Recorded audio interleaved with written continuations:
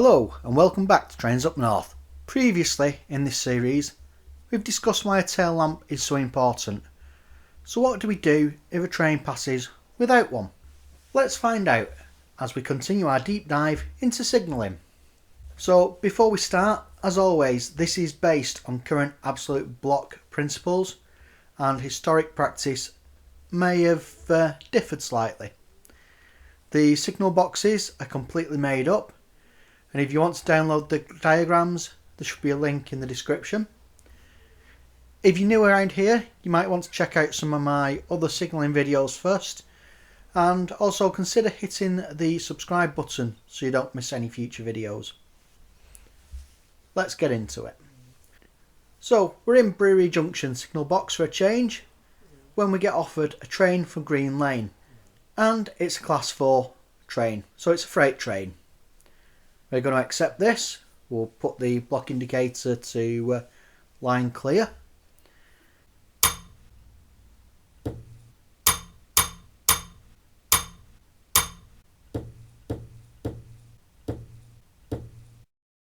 And we get train entering section. And we're going to start clearing our signals in the usual manner and forward it on to Redfield.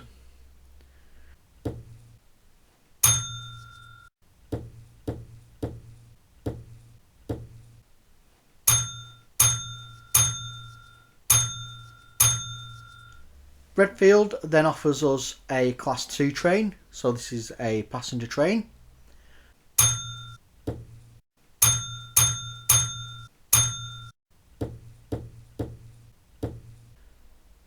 We accept it and we're going to forward it on to Green Lane. We're going to start clearing our signals as per normal as it enters the section.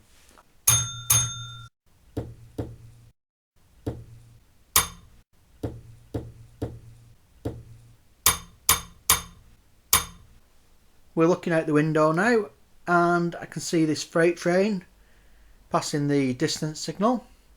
And as the rear of the train passes the signal, I'm going to return it to the caution, and the rear is now past the home signal, so I'm going to return this back to danger. So far so good, and the front of this freight train is now passing our section signal, so we're going to send train entering section to Redfield. And as it passes, I can see that the tail lamp is there, but it's not lit. So now what? Well, I'm going to send train past without tail lamp to Redfield. 9 bells.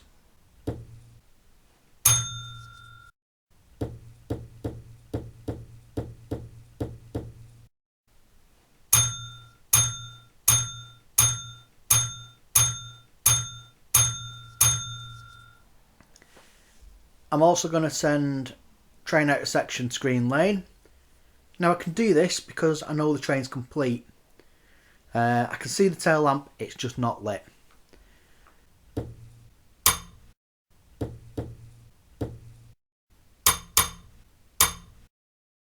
I'm going to allow the class 2 train to proceed in the other direction too.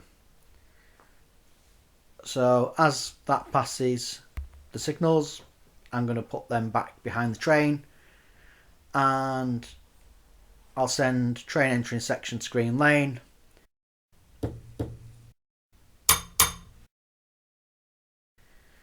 And what I'm also going to do in these circumstances is I'm going to phone Redfield and make the signaller aware of the situation, because I've sent him that I've had a train proceeding or train past without a tail lamp, and it has actually got a tail lamp, it's just not lit.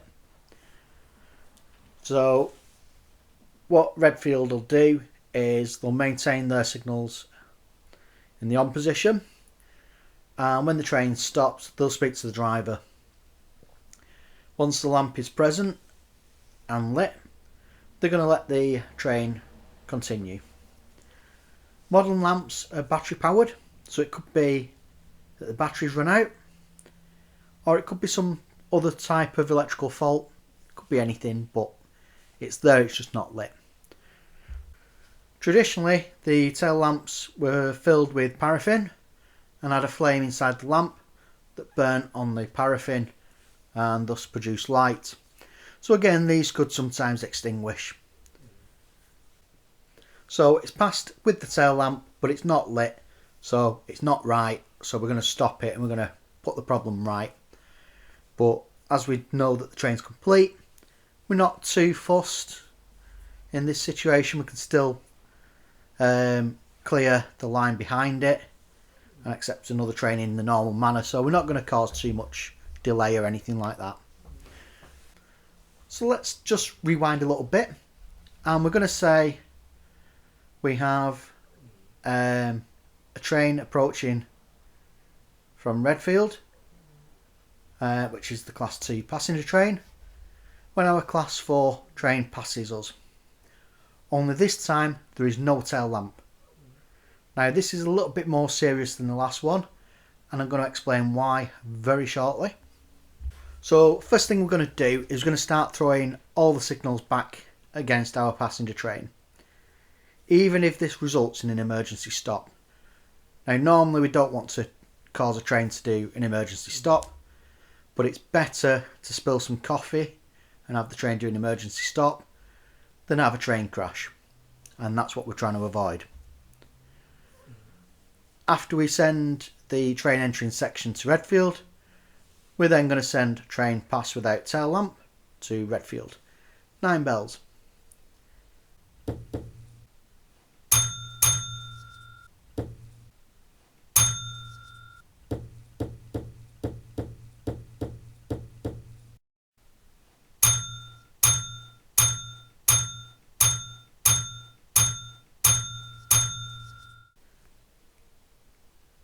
Redfield are not going to clear any of the signals, and once the freight train has stopped, they're going to speak to the driver again just to make sure it's complete. Now they really do need to make sure it's complete, because we don't know whether it is or it isn't. Has the lamp fallen off? Has somebody forgot to put the lamp on? Or has the train lost a wagon somewhere? We are going to call attention to Green Lane, and we're going to send them train pass without tail lamp. But this one is 4 pause 5. Now if you add 4 and 5, you get 9. So that's a nice way to remember it, or at least it is in my head.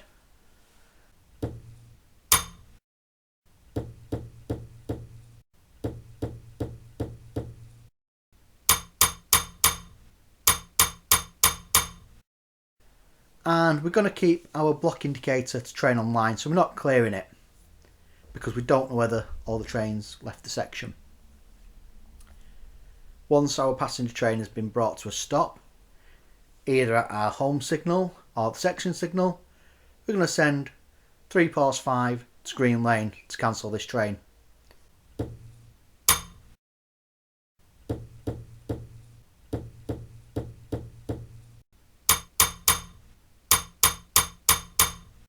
This is the way we do it. So we're going to stop everything, we're going to cancel our passenger train because we don't know what's happened.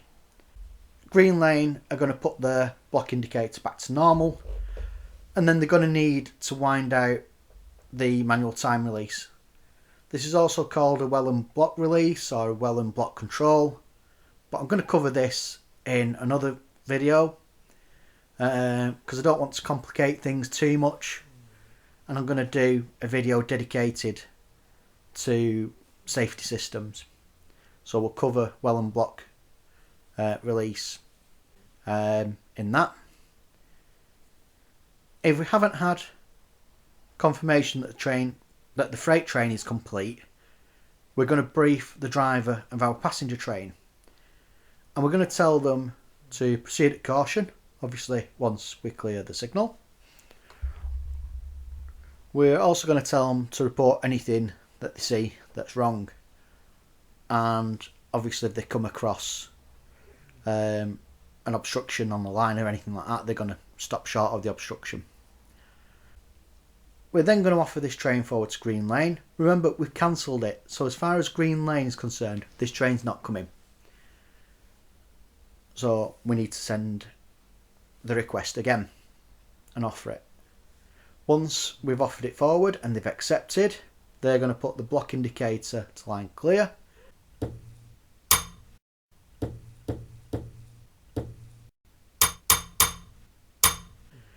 And once all that's done, we're going to clear our signals, allowing that passenger train into the section.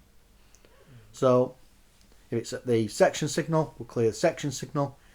If it's at our home signal, we'll clear the section signal and then the home signal.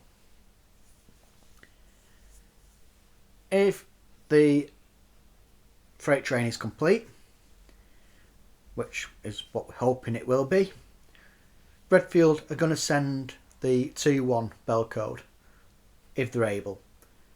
So they're going to send us train out of section if they're able to do so.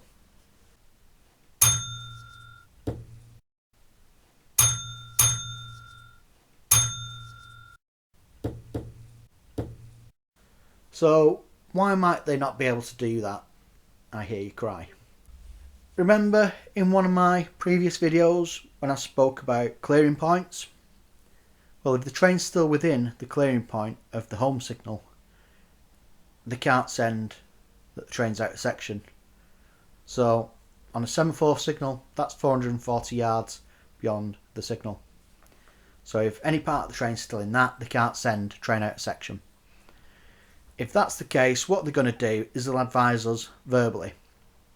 So this is going to be via phone or GSMR. So they're going to ring us on the landline or they'll contact us via the radio. But once they've done that, we're going to then send train out of section to Green Lane and return our block indicator to normal, because we now know that the section's clear, because the Redfield confirmed the train's complete, so we know it hasn't split or anything.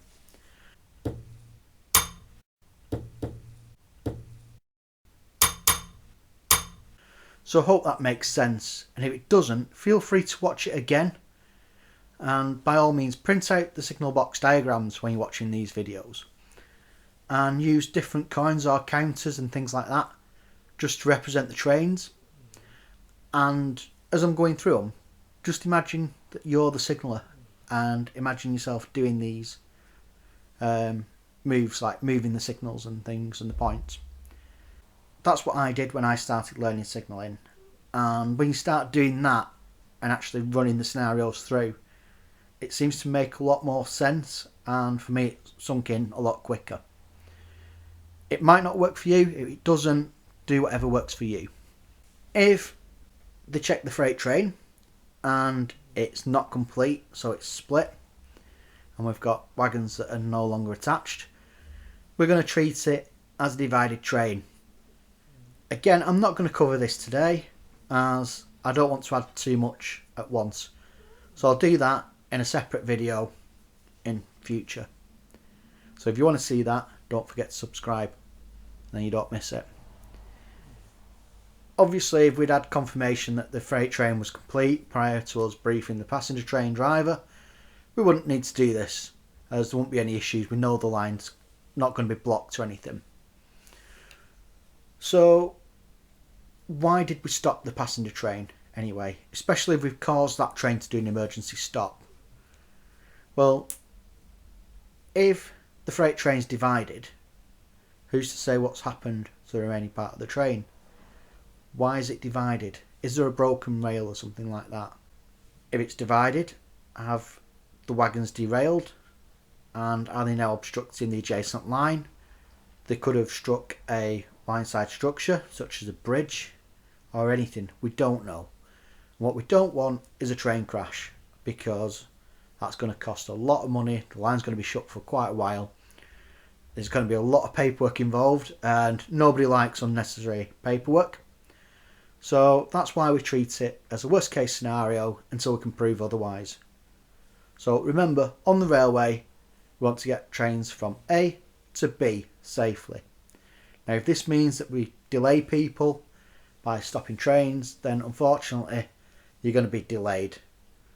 Now, if you are delayed in the UK, check out Delayed Repay and you might get some money back on your ticket. Just saying. Right, I hope that all makes sense. If it doesn't, and I've made a complete hash of explaining it, watch it through again. If it still don't make sense, pop a comment below and I'll try and explain it. I'd like to say a massive thank you to those who have already subscribed. It really does help keep me motivated and keep making these videos. If you liked the video or found it useful, give it a thumbs up. Feel free to share it to anybody who might like it or find it useful. If you've got a friend that's interested in the railways and wants to go in signalling, they might want to watch these videos. It's not a substitute for any official training, but it might give them a flavour. You never know, it might also put them off, which I don't want to do, but hopefully they will get something from it. Right, I'm rambling, so as ever, I love to read your comments. Like I said, questions, suggestions, you know what to do with them. Subscribing, it's free. It ensures you don't miss videos like this and any of my updates or how-to videos relating to my model railway, which is Northern Junction. In the meantime, there should be some videos on the screen now for you to watch. And until next time, goodbye.